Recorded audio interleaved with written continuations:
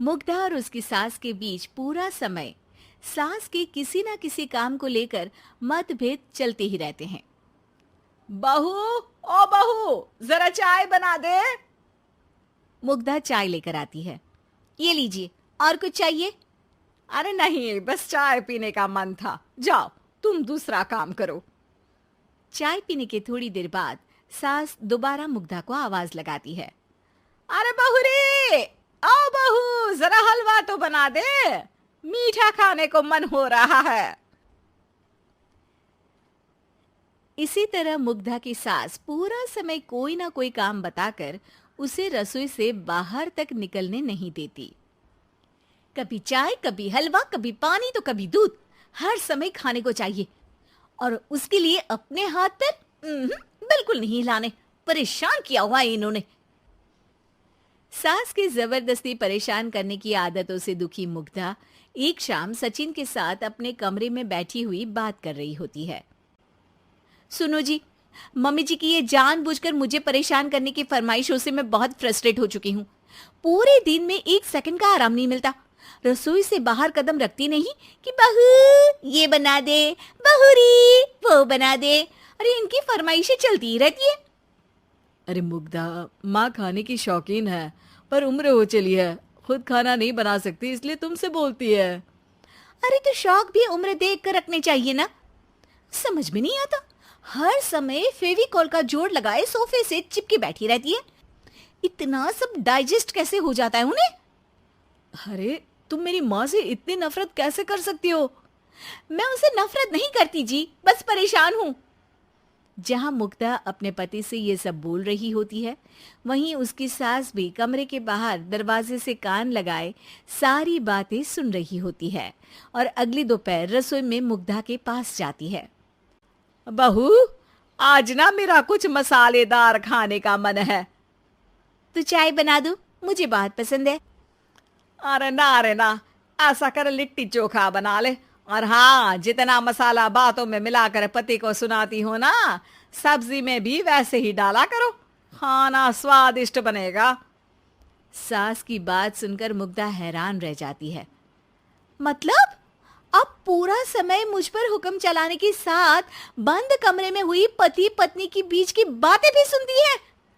अरे बात जब मेरी थी तो सुनने में क्या दिक्कत है? ये कहकर सास वहां से चली जाती है। अरे अब तो हद पार हो गई। इस तरह से तो ये मेरा जीना मुश्किल कर देंगी। मुग्धा सास की हरकतों से परेशान उसका हल सोचने लगती है और इसी तरह कुछ दिन बीत जाते हैं, जिसमें सास का जन्मदिन आता है। मुग्धा बहुत खुशी के साथ अपनी सास को एंड्रॉयड मोबाइल गिफ्ट करती है। मम्मी, आपको सबसे बात करने के लिए बहुत दिक्कत होती है ना?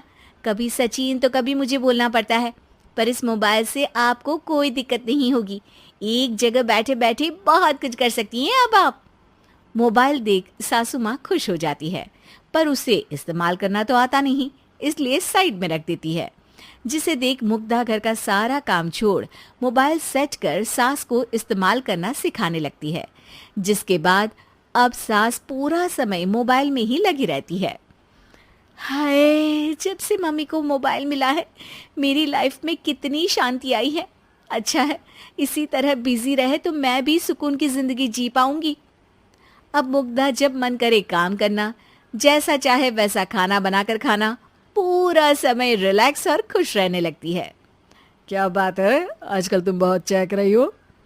अरे मम्मी जी से छुटकारा जो मिला है, अब ना फरमाइशें ना छुप छुप कर बातें सुनना। अच्छा, तो मोबाइल गिफ्ट करने की ये स्कीम थी। इसी तरह दिन बीतते हैं और अब मोबाइल पर लगी सास फरमाइशों की जगह सवालों के लिए बहू को आवाजें लगाना शुरू कर देती है। अरे बहू सुन तो, देख जरा किसी का फोन क्यों नहीं मिल रहा?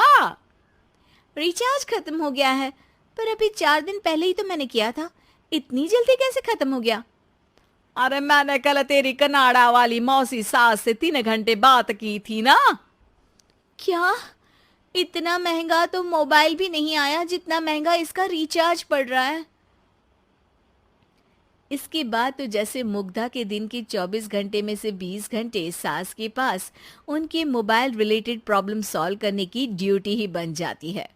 अरे मुग्धा, ये मोबाइल में अचानक तेरी मौसी सास की शक्ल क्यों दिखने लगी? और ये तो हिल भी रही है। मम्मी, ये गूगल डुओ का वीडियो कॉल है। इसमें आप बात करने के साथ एक दूसरे की शक्ल भी देख सकती हो। अच्छा, ये तूने मुझे पहले क्यों नहीं बताया? अब बताने के लिए पहले नहीं बताया। इसी बीच सचिन भी वहां आ जाता है और सास अपनी वीडियो कॉल में बिजी हो जाती है। क्यों, सास बहू में क्या गपशप चल रही है? इसे गपशप नहीं, दिमाग का दही होना बोलते हैं। पर तुम तो मम्मी को मोबाइल देकर बहुत खुश थी, फिर क्या हुआ?